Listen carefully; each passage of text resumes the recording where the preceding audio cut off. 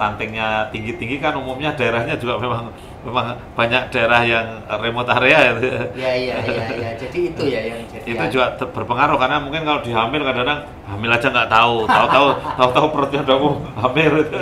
Kan itu terjadi. Ada yang lucu-lucu itu misalkan ini anaknya sudah 2 ya Pak, udah cukup ya Pak, ini kan 2 aja yang satunya stunting gitu. Terus ternyata mau nambah lagi karena apa? Kalau yang 2 ini sudah lulus balita kan tidak dapat bantuan lagi gitu. Jadi ada nambah pengen dapat bantuan harus bikin anak lagi kan. Ini juga waduh ini juga dimanfaatkan namanya ya.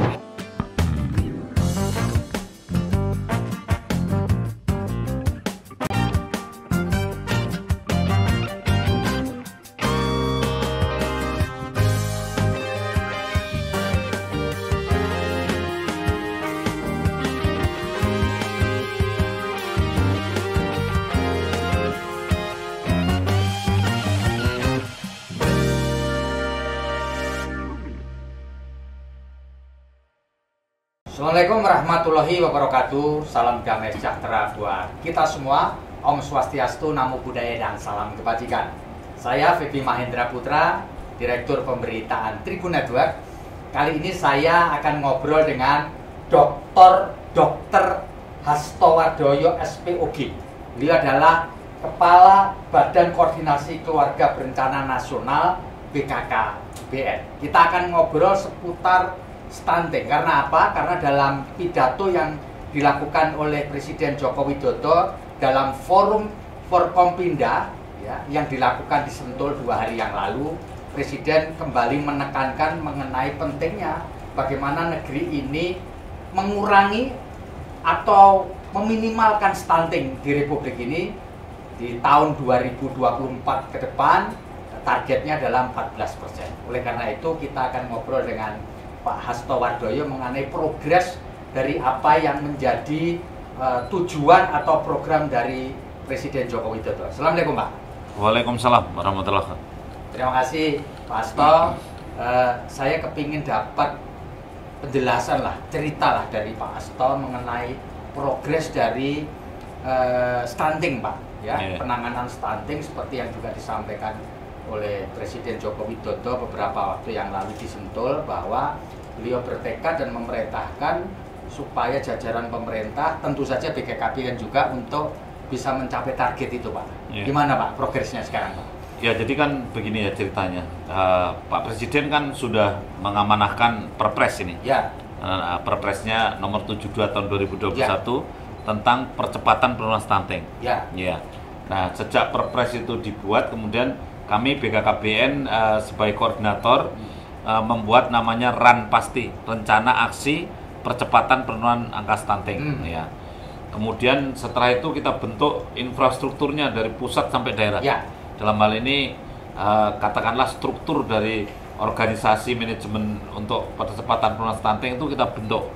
Ada tim percepatan penurunan stunting di pusat, diketuai tim pengarahnya Pak Wakil Presiden, ketua pelaksana saya, kemudian ada wakil ketua pelaksana dari, ada dirjen-dirjen dari kementerian lembaga. Kemudian di daerah itu ada kepala daerah sebagai ketua pengarah, wakil kepala daerah sebagai ketua pelaksana. Kemudian sampai di tingkat desa, clear sampai hari ini di tingkat desa pun sudah 97% terbentuk tim itu. Nah itulah apa ya progres yang dilakukan di tahun 2022. Nah, sambil jalan di tahun 2022 ini juga tentu program-program jalan, program-program jalan. Jadi gerakan dari bupati wali kota untuk mendata, menggerakkan penimbangan, harus lebih banyak lagi yang datang supaya balita itu terukur dengan baik itu. Kemudian alat-alat ukur yang tidak sesuai kemudian dibenahi gitu. Karena ini kan menyangkut masalah ukuran ya, masalah ukuran ya. Jadi supaya mendapatkan ukuran potret yang tepat, supaya tidak salah diagnosis, salah ukur, itu maka alat ini harus dilengkapi juga. Maka dari Kementerian Kesehatan ini juga sudah membelanjakan alat ukur untuk antropometri misalnya begitu. Hingga di tahun 2023 ini relatif sudah tinggal jalan ya, karena sebagian besar apa ya, keperluannya ada. Infrastrukturnya sudah dipenuhi lah. Iya, gitu ya, meskipun ya belum 100% tapi sudah luar biasa menurut saya. Pak Hasto, boleh cerita dong mengenai, meskipun angka pastinya belum keluar, Pak Hasto bisa cerita dong, daerah mana yang patut diapresiasi karena capaiannya sudah optimal dan daerah mana yang perlu meningkatkan lagi lah supaya target di tahun 2024 mendatang itu secara nasional tercapai. Ya, kalau kita lihat ya seperti kalau misalkan di Sumatera misalnya itu ya seperti daerah seperti Sumatera Selatan apa ini mungkin bisa menjadi bagian dari pilot project ya. Sumatera Selatan ya. Misalkan dari Sumatera Selatan ini gerakan-gerakan dan saya lihat penurunan di beberapa daerah lumayan ya. Nanti kita lihat sebentar lagi angka yang akan dikeluarkan ini kita lihat di Jawa ini ya rata-rata ya antara Jawa Barat, Jawa Timur, Jawa Tengah ini semua mengalami satu penurunan angka stuntingnya. Jadi ya di provinsi yang ada di Pulau Jawa ini mayoritas mengalami satu penurunan yang signifikan juga untuk stuntingnya. Sehingga secara nasional itu mudah-mudahan Pulau Jawa dan juga di beberapa luar Jawa dan penduduk besar itu menjadi bandul, sehingga kita berharap angka penurunannya cukup signifikan juga ketika yang ada di Pulau Jawa ini menurun. Tapi memang kalau kita bicara di daerah-daerah yang agak perifer, misalnya seperti kita bicara seperti daerah ada di katakanlah di Papua, kemudian di daerah di NTT, termasuk kemudian NTB, kemudian di daerah Sulawesi yang sebagian masih agak sulit seperti Sulawesi Barat misalnya itu daerah-daerah yang memang masih berat itu untuk masih berat. Jadi angkanya masih bisa jadi naik gitu Gitu. Jadi Pak Hasto, kalau tadi ada beberapa daerah yang memang angka stuntingnya dari awal itu sudah rendah, kayak di Provinsi Bali, gimana tuh Pak ceritanya? Iya, kita tahu ya Pak ya, jadi stunting ini kan sangat dipengaruhi oleh banyak faktor. Ya. Di antaranya faktor itu juga yang dipengaruhi adalah namanya faktor sensitif. Faktor sensitif itu ada lingkungan, kemudian tempat tinggalnya, kemudian air bersihnya, jambannya gitu ya.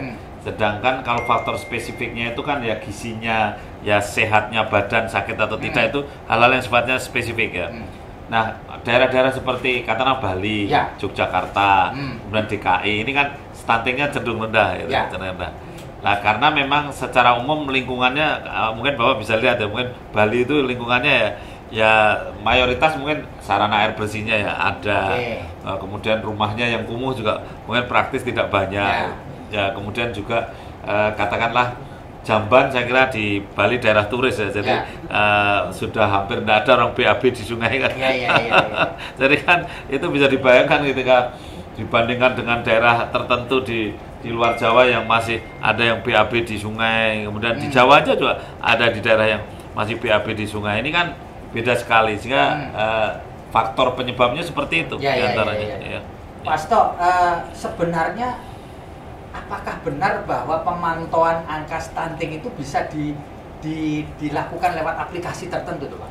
Ya saya kira aplikasi itu bisa untuk memantau macam-macam ya kan. Intinya kan cuman kita ini kalau mau memantau kan ada data yang masuk. Ya, apa saja kan bisa dipantau dengan aplikasi ya. Jadi kan itu cuman bagaimana sistem penyelenggaraan pemerintahan secara elektronik ya. Jadi ada istilah SPBE itu kan misalkan katakanlah kita itu ingin memantau rumah tangga gitu. Kalau BKKBN ini memantau rumah tangga ini siapa yang anaknya berapa, jaraknya berapa, umurnya berapa, kan semua bisa terpantau. Nah, sehingga ketika penimbangan di posyandu itu dijalankan dengan baik, tertib, kemudian diukur dengan benar, kemudian yang datang banyak, terus datanya diinput di dalam aplikasi, tentu itu menjadi potret ya potret, sehingga kita bisa tahu siapa di mana yang berat badannya nggak naik, yang panjang badannya nggak naik, sehingga kalau misalkan saya memantau satu wilayah hari ini bulan ini kasih penimbangan semua mengukur, kan otomatis saya sebagai kepala wilayah bisa lihat ini saya punya warga di desa A ternyata beratnya naik atau tidak naik gitu. Saya kira sangat bisa. Pak, apa benar Pak yang sudah menerapkan menggunakan aplikasi itu baru Kabupaten Sumedang atau memang sebenarnya ada daerah lain? Sepengetahuan Pak Hasto maksudnya. kan secara nasional sudah ada namanya EPPGBM. Jadi EPPGBM ini kan aplikasi, dan ini kan elektronik pencatatan pelaporan berbasis masyarakat. Karena ini kan secara nasional sudah ada. Dan Kementerian Kesehatan setiap tahun ya mengumpulkan data dengan EPPGBM itu. Jadi karena apa? Posyandu itu diharapkan semua jalan tiap bulan ada penimbangan. Hasil penimbangannya diinput ke EPPGBM ini. Kemudian data EPPGBM ini secara nasional tersentralisasi juga gitu. Sehingga bisa menjadi evaluasi gitu. Jadi sebetulnya sih sudah ada juga secara nasional sebenarnya aplikasi itu sudah ada ada sistemnya lah, ada sistemnya. Kemudian daerah-daerah juga banyak yang sudah punya aplikasi sendiri-sendiri gitu. Punya aplikasi sendiri-sendiri. Saya kira Sumedang serius dengan satu aplikasi dan barangkali dikerjakan betul dalam arti tertib ya, aplikasinya ada, kadernya dilatih mengisi aplikasi itu kan gitu kan gitu. Input datanya input datanya iya, dan dikontrol itu dikontrol betul-betul. Kalau ceritanya Sumedang kan Pak Bupati turun itu ikut ngontrol itu. Nah, kita tentu masih apa ya, istilahnya harus disertai dengan SDM yang juga dilatih, kemudian disiplin itu input data. Pak, kalau kita mau mencapai target 14% nasional, Pak ya, krusial poinnya sebenarnya di mana, Pak, untuk mencapai itu, Pak? Krusial poin, apa yang paling krusial? Sebetulnya yang paling krusial itu perubahan perilaku. Oke. Ya, kalau saya paling krusial perubahan perilaku, karena gini ya, masyarakat ini kan punya pola makan yang kadang-kadang tidak sesuai dengan pola makan yang benar menurut kesehatan itu. Nah, itu sehingga ada yang makan itu karbohidrat semua itu, beli mie kemudian mie-nya dipakai untuk lauk makan nasi itu, tambah kerupuk lagi itu kan semua karbohidrat. Contoh aja ya. Jadi mereka ada yang kalau di daerah yang banyak menghasilkan ikan, malah ikannya dijual untuk beli mie misalnya itu kan salah juga. Nah, ini perilaku ya, perilaku makan ya. Kemudian lingkungan kan sangat berpengaruh. Jadi maksud saya begini, misalkan ya, ada orang yang lingkungannya itu memang BAB-nya di sungai. Nah, orang BAB di sungai ini kan mengeluarkan bakteri namanya E. coli. Gitu. Nah, bakteri ini membuat orang diare. Gitu. Kalau anak kecil, balita ini, kalau toh dikasih makanan sebaik apapun, kalau diare, kan otomatis berat badannya nggak naik-naik, panjangnya nggak naik-naik. Gitu. Nah, ada juga orang yang rumahnya itu tidak diperhatikan, kumuh, jendelanya nggak diperhitungkan, lantainya kotor, berjubel gitu. Ini kan TBC data. TBC sehingga data. Kemudian mempengaruhi. TBC membuat anak itu sakit-sakitan. Meskipun dibelikan makanan yang hebat-hebat, kalau sakit-sakitan juga nggak ada. Jadi makanya pola makan, kemudian perilaku hidup sehat itu menjadi satu penting. Contoh sederhana juga ya, mindset ini ya. Orang tuh kalau mau nikah itu yang dipikirkan apa? Bagaimana nanti kalau hamil sehat enggak? Atau yang dipikirkan prewedding? Prewedding yang dipikirkan, bukan prekonsepsi gitu. Yang dipikirkan prewedding loh, foto sana, foto sini. Kenapa nggak periksa laboratorium, ke dokter gitu kan? Itu kan padahal ada uangnya, gitu kan? Sehingga kan sebabnya bukan hanya karena nggak punya uang kan. Jadi perilaku penting. Pak, kalau dilihat dari faktor, mana lebih penting, faktor ketika ibu hamil atau pasca itu yang menjadi pengaruh adanya stunting, Pak? Mencegah itu lebih penting daripada. Artinya sebenarnya lebih penting mengelola ketika dia hamil? Malah sebelumnya. Oh, sebelumnya? Iya, jadi orang mau hamil itu harus sehat gitu. Jadi kalau orang nggak sehat terus hamil, berat juga. Jadi makanya kalau mau memanage itu di hulunya gitu, agak ke hulu itu. Agak ke hulu ya. Jadi orang sebelum hamil kemudian hamil gitu. Makanya sekarang ini program BKKBN kan supaya yang nikah itu 3 bulan sebelumnya sudah diperiksa dulu. Apanya Pak yang diperiksa? Ya, HB, hemoglobin, kemudian lingkar lengan atas, kemudian berat badan, tinggi badan, minimal itulah. Minimal itu. Karena kalau orang perempuan terlalu kurus, lingkar lengannya kurang dari 23,5 cm, otomatis kalau hamil kan anaknya juga berisiko stunting. Oh gitu ya? Iya. Itu ada ngaruh juga ya Pak? Sangat. Orang anemi, HB-nya kurang, itu hamil juga stunting. Itu. Perempuan-perempuan banyak juga yang kurang vitamin D. Iya, jadi akhirnya juga kalau hamil plasentanya tipis, akhirnya stunting. tapi mereka semua itu tidak berpikir tentang persiapan hamil gitu. Iya. Jadi kita kan pengetahuan itu kurang. Pak, setelah hamil melahirkan, ya kan? Tadi Bapak ceritakan itu mengenai asupannya, mengenai lingkungannya gitu. Ya. Kalau dilihat itu persentasenya mana yang lebih besar berpengaruh, Pak? Pra menikah, lalu kemudian hamil atau pasca melahirkan? Secara umum secara umum dulu ya. Tadi kan saya bicara ada 2 faktor. Faktor lingkungan yang disebut dengan faktor sensitif, kemudian faktor yang hubungannya dengan hamil, sakit, gizi itu spesifik. Faktor spesifik ini 30%. Oh, 30%. Faktor sensitif 70%. Oh, jadi lebih besar faktor sensitif ya? Ya, jadi kalau misalkan suatu masyarakat itu lingkungannya dibaiki sebaik-baiknya, airnya semua air bersih, rumahnya semua rumah sehat, kemudian BAB-nya semua di zaman yang bagus, kemudian dikasih makan yang baik, ini maka faktor yang masalah lingkungan tadi 70%, yang ini 30% gitu. Kira-kira seperti itu ya. Jadi mungkin bisa dibayangkan ini saling mempengaruhi. Kalau misalnya disediakan makanan yang bagus-bagus tapi kalau lingkungannya membuat sakit-sakitan, dia juga tidak imunisasi, ya sama aja, itu sama aja. Jadi gambarannya seperti itu. Dan kalau kita melihat angka kan boleh, misalnya gini ya, di Indonesia riset kesehatan dasar tahun 2018, bayi-bayi yang lahir sebelum waktunya itu sekitar 29% prematur. Jadi otomatis kalau prematur kan sama dengan lahir belum jadi. Otomatis kan ini menjadi potensi untuk gangguan pertumbuhannya. Yang panjang badannya kurang dari 48 cm lahir itu jadi agak pendek itu kan 22,6% ya. Nah itu berarti sudah berkontribusi dong. Begitu lahir aja sudah bahan dasarnya udah yang kurang standar udah di segitu. Pak, ada orang yang menyatakan bahwa orang yang stunting itu nggak bisa dipulihkan, nggak bisa dinormalisasi, benar ya itu? Ya kan gini. Nah, gimana, Pak? Manusia, bayi atau produk kehamilan ini itu kan punya waktu perkembangan 1000 hari kehidupan pertama, periode emasnya itu. 1000 hari kehidupan itu 280 hari ada dalam kandungan.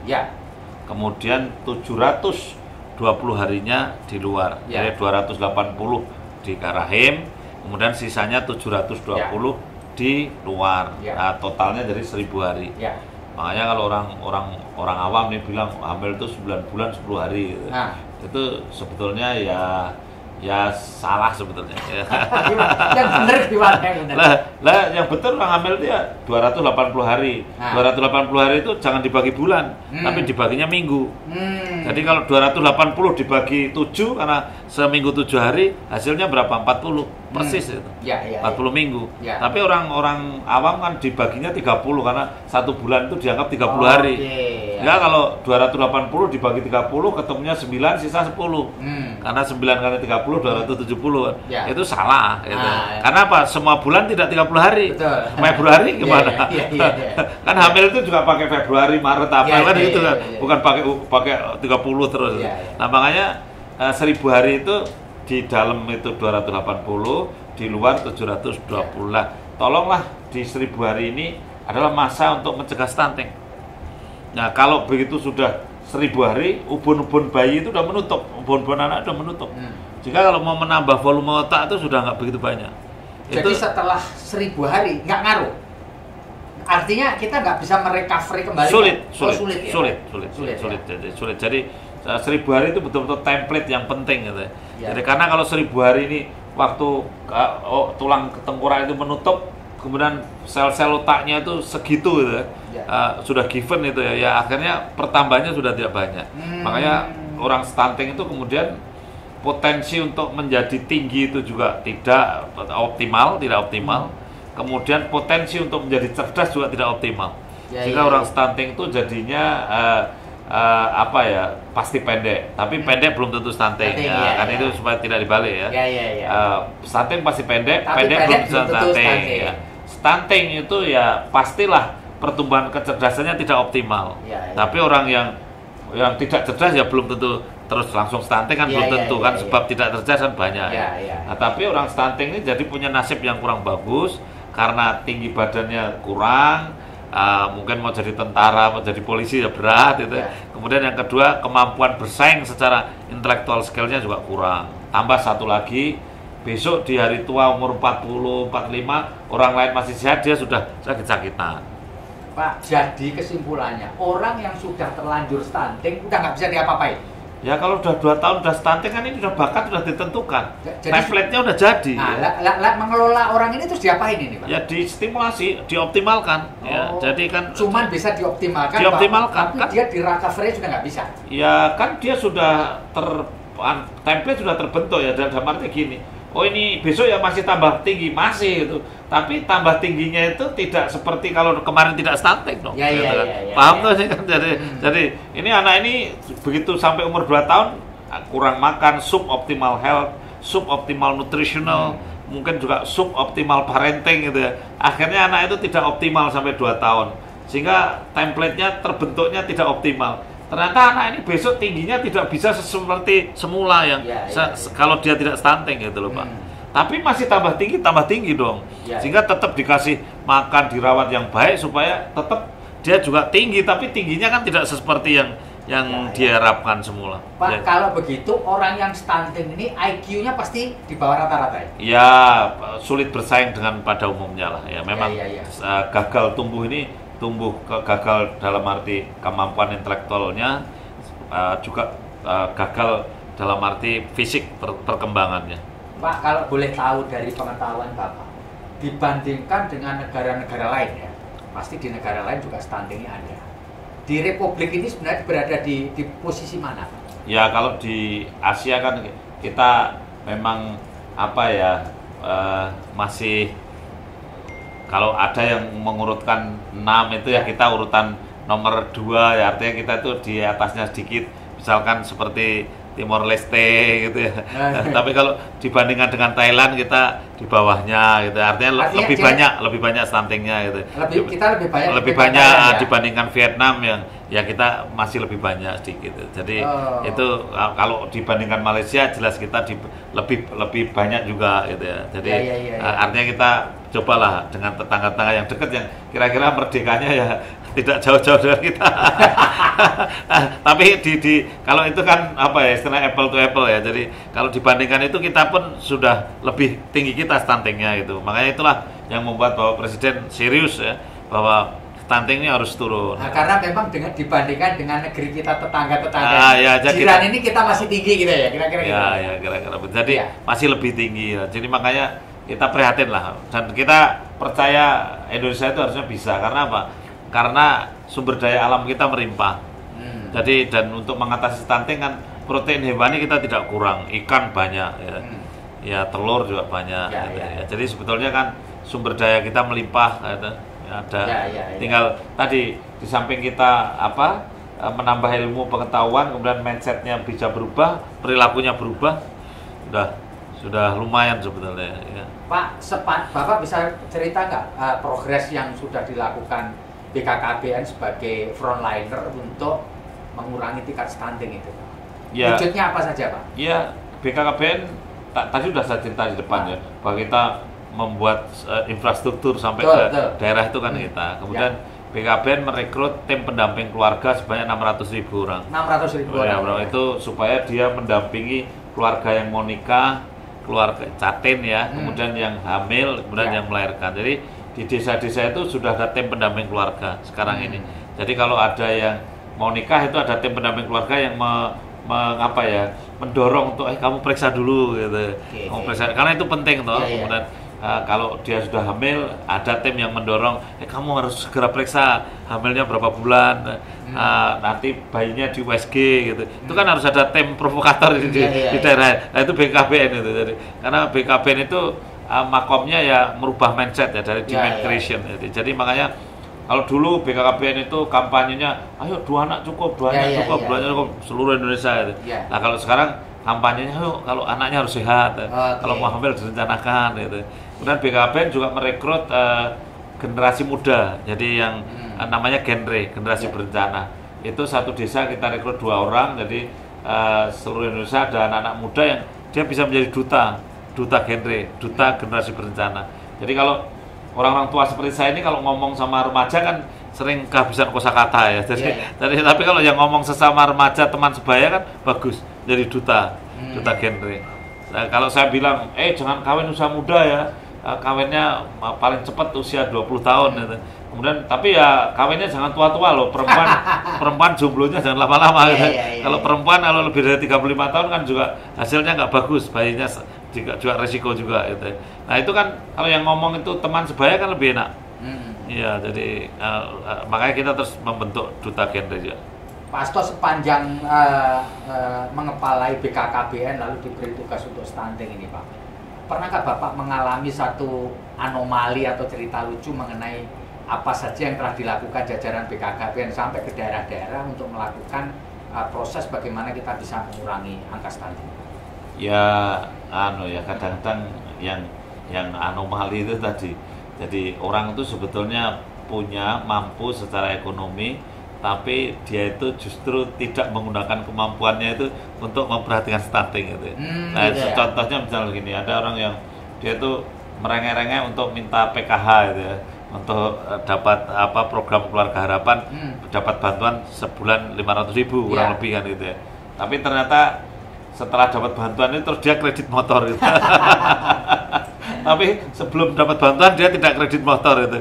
Lo ini setelah dapat bantuan terus kredit motor itu. Jadi saya juga agak curiga, jangan-jangan dia berani kredit motor karena ada bantuan itu kan. Padahal bantuannya tujuannya untuk anak balitanya gitu kan. Ini kan juga repot itu. Kemudian juga ada yang lucu-lucu itu misalkan ini anaknya sudah 2 ya Pak, udah cukup ya Pak. Ini kan 2 aja, yang satunya stunting gitu. Terus ternyata mau nambah lagi karena apa? Kalau yang 2 ini sudah lulus balita kan tidak dapat bantuan lagi gitu. Jadi ada nambah, pengen dapat bantuan harus bikin anak lagi kan. Ini juga, waduh ini juga dimanfaatkan namanya ya. Jadi akhirnya pingin supaya tetap dapat bantuan, akhirnya terus ayo hamil lagi. Karena yang dibantu balita gitu. Itu kan juga lucu-lucu itu Pak. Ya. Pak, stunting ini apakah memang rata-rata adalah dari keluarga yang ekonominya menengah bawah berarti Pak ya? Menengah atas nggak mungkin punya stunting ya Pak? Atau tetap mungkin. Jadi tetap mungkin. Jadi orang yang di kota menengah ke atas juga yang stuntingnya ada gitu ya. Jadi hanya memang secara garis besar stunting lebih pada mereka yang kemudian pendidikannya juga rendah, kemudian sosial ekonominya, kemudian dia mungkin tinggal di lebih perifer misalnya itu, karena akses juga kurang bagus, mungkin kalau mau kontrol sakit, kontrol hamil juga agak jauh kayak gitu juga. Memang kenyataannya kalau kita lihat sekarang yang stuntingnya tinggi-tinggi kan umumnya daerahnya juga memang banyak daerah yang remote area gitu. Iya. Jadi itu ya yang jadi. Itu juga berpengaruh karena mungkin kalau dihamil kadang-kadang hamil aja nggak tahu perutnya udah hamil gitu. Kan itu terjadi. Kalau di kota ya ada tapi mungkin sedikit ya. Tapi kalau di desa kan yang pelosok perifer kan, tahu-tahu hamilnya udah 4 bulan. Padahal untuk mencegah stunting itu sebetulnya sejak sebelum hamil, terus hamil 1-2 bulan itu penting sekali. Karena hamil 1-2 bulan itu organogenesis, jadi membentuk organ-organ tubuh manusia. Pak Asto, selain fokus pada stunting, apalagi Pak yang menjadi satu tugas utama dari BKKBN setelah stunting ini Pak? Ya sebetulnya kan BKKBN ini tugasnya 2 ya. Satu itu menjaga pertumbuhan penduduk seimbang. Nah, menjaga pertumbuhan penduduk seimbang tentu kemudian pasti kita mensukseskan program keluarga berencana. Kemudian bagaimana supaya tidak zero growth, tidak minus growth, tapi juga tidak over populasi. Ini kan penduduk seimbang. Kemudian yang kedua Pak, kita ini amanahnya adalah membangun keluarga yang berkualitas. Iya. Sehingga kita sekarang ini keluarga berkualitas itu salah satunya anaknya tidak stunting gitu. Tapi PR yang saya juga merasa agak prihatin ini kan keluarga di era sekarang ini kan untuk membangun keluarga yang berkualitas ini kan juga tantangannya besar.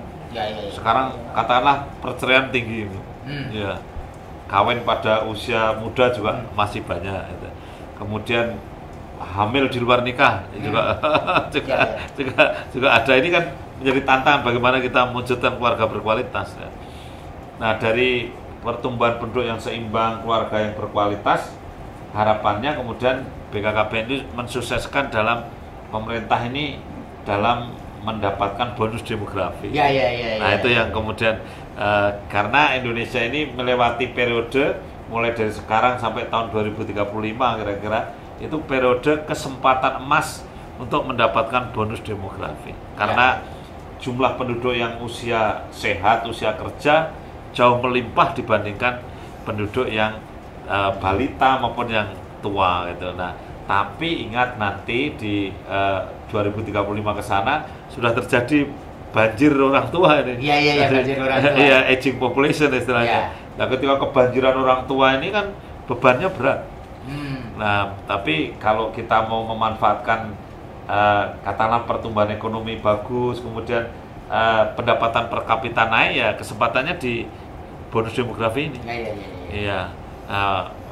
Biasanya kan negara-negara maju itu melewati suatu masa bonus demografi, kemudian pendapatan per kapitanya naik pesat. Nah, kita kan juga menjaga itu, Pak. Jangan sampai kita penduduknya bertumbuh secara kualitas, secara kuantitasnya bonus, tapi secara kualitasnya tidak, sehingga akhirnya penduduk yang besar menjadi beban negara, bukan menjadi modal pembangunan. Ya, itu yang akhirnya juga menjadi secara tidak langsung tugas BKBN. Pak, sepanjang Bapak mendapat amanah sebagai Kepala BKKBN awal tahun 2019, Pak ya? Pertengahan. Iya, pertengahan, Pak ya. Jadi apa Bapak merasa dari kepala daerah ke Kepala BKKBN itu, pengalaman kepala daerah itu ngaruh nggak sih, Pak? Sangat, kalau menurut saya sangat. Karena apa, Pak, pengaruhnya, Pak? Pengaruhnya gini, kalau kita membuat kebijakan kan, kebijakan itu seluruh Indonesia ya. Di sini.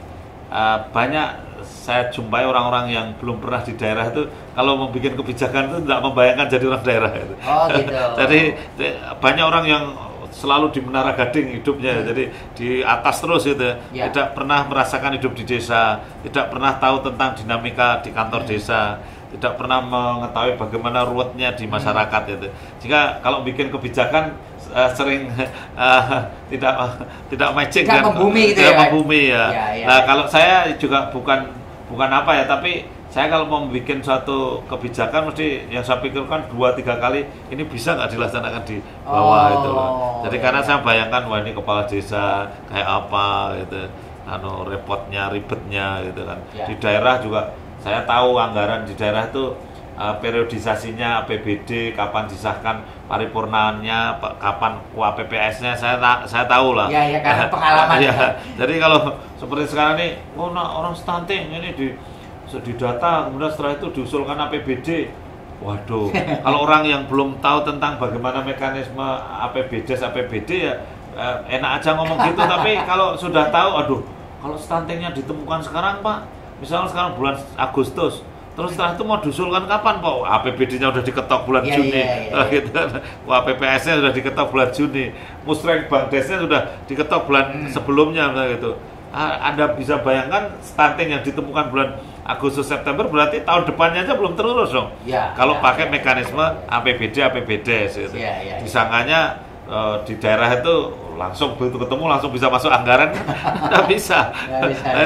Kalau merasakan jadi orang bawah ya kita tahu persis itu. Jika kita ya mesti pakai skenario yang tidak rutin seperti model mengusulkan APBD kalau untuk mengurusi stunting.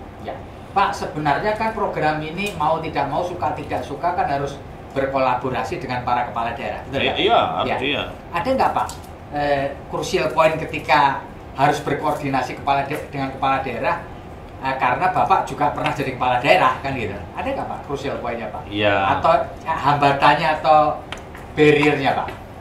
Iya, dulu ada ya. Dulu ada komitmen kepala daerah itu masih bervariasi. Gitu ya? Tapi sejak ada peraturan presiden ini kan komitmen ini menjadi pilar pertama. Semua komitmennya sama. Dulu kalau nyanyi tentang stunting itu antara kepala daerah satu dan kepala daerah lain sesuai dengan animonya atau komitmennya sendiri beda-beda. Kalau sekarang kan sudah sama, heroesnya sudah saya juga harus, karena stunting menjadi indikator keberhasilan kepala daerah gitu kan. Itu kan sekarang sudah bisa kita syukuri gitu dibandingkan dulu. Tapi yang menjadi tantangan sekarang masalah apa? Kemampuan keuangan daerah gitu. Karena kan apa ya, urusan untuk memberi makan kepada ibu hamil, kepada bayi, balita ini kan sebetulnya ini urusan dasar, wajib dasar yang urusan kesehatan, urusan kelaparan ini praktis urusan dasar yang dikerjakan oleh Bupati Wali Kota. Nah, anggaran yang dari pusat kan tidak serta-merta bisa memenuhkan semua kebutuhan yang ada di daerah itu, Pak. Nah, sementara daerah itu juga tantangannya sering diminta untuk infrastruktur, kan pembangunan yang kelihatan tuh infrastruktur gitu. Sehingga kalau rapat di DPR mungkin antara anggaran untuk beli makan PMT Centantik sama bangun jalan, kadang-kadang rakyat itu merasa sangat butuh jalan itu gitu. Ya. Karena jalan itu dirasakan, tapi kalau wah ini uangnya dipakai untuk stunting dulu ya, itu masyarakat belum tentu. Iya.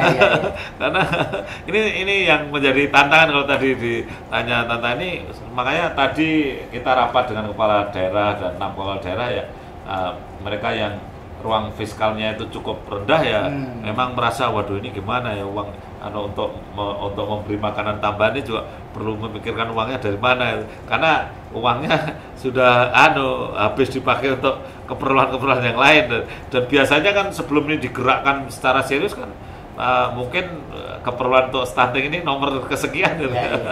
Pak, tapi ngomong-ngomong sebenarnya menurut pengetahuan Bapak, memang para kepala daerah itu hampir semua tahu ya Pak stunting, jangan-jangan tidak tahu perbedaan antara stunting sama stuntman, Pak. Menurut Bapak ada nggak kepala daerah yang nggak ngerti? Ya, saya kira ini masalah manusiawi ya. Jadi karena apa ya, hal itu kalau baru dan ilmu itu kalau baru kan wajar kalau orang tuh belum tahu gitu ya. Jadi kalau menurut saya, dan stunting ini kan ya jangankan kepala daerah ya, mungkin ibaratnya dokter saja kalau tidak baca dan bukan bidangnya juga mungkin perlu masih baca dulu gitu. Jadi belum tentu loh dokter itu tahu tentang stunting. Kalau dokter saja belum tentu tahu, apalagi kepala daerah kan gitu ya. Artinya Bapak ingin mengatakan tidak semua kepala daerah tahu soal stunting. Iya, tahu secara apa sebetulnya duduk permasalahan stunting. Duduk perkaranya stunting ini apa? Jangan dikira stuntman gitu ya. Pengganti pemain pengganti di dalam ini. Saya sih memaklumi sama begitu ya, Pak. Saya maklumi. Baik Pak Hasto. Jadi Pak Hasto, sebelum kita di ujung ngobrol kita, mungkin Bapak ingin menyampaikan closing statement terkait dengan bagaimana di tahun depan kita bisa mencapai angka stunting 14% seperti yang diinginkan oleh Presiden Joko Widodo, Pak. Silakan Pak. Ya baik, jadi kalau kita bicara stunting dan spirit untuk menurunkan 14% itu memang yang pertama ya, saya berharap kepala-kepala daerah, pemangku kepentingan itu punya komitmen yang kuat itu. Sehingga ketika pemimpin kepala daerah sudah punya komitmen yang kuat, pasti dia akan punya perhatian baik pengalokasian anggaran dan sebagainya lebih besar. Ya. Saya berpesan pada para pemimpin kepala daerah bahwa sumber daya alam itu banyak yang habis, tidak terbarukan. Nah, harapan saya tolonglah sumber daya alam yang tidak terbarukan sekarang mungkin masih melimpah itu digeser menjadi sumber daya manusia. Ya. Karena banyak di daerah-daerah tertentu punya batu bara, punya tambang macam-macam, tapi begitu tambangnya habis manusianya tetap sama. Ini sayang gitu. Karena harusnya yang bisa memperkaya daerah itu ya sumber daya alam, tapi kalau sumber daya alamnya nggak ada ya sumber daya manusia ya yang hebat gitu. Ya itu untuk para pemimpin, stakeholder, kepala daerah. Kemudian untuk masyarakat umum, sebetulnya stunting itu bukan hal yang harus menakutkan sekali, tetapi memang stunting ini membuat kita kurang berdaya saing ya. Oleh karena itu saya berharap, karena ini tidak harus mahal ya. Jadi makanan itu tidak harus makan yang mahal, tetapi protein hewani itu penting ya.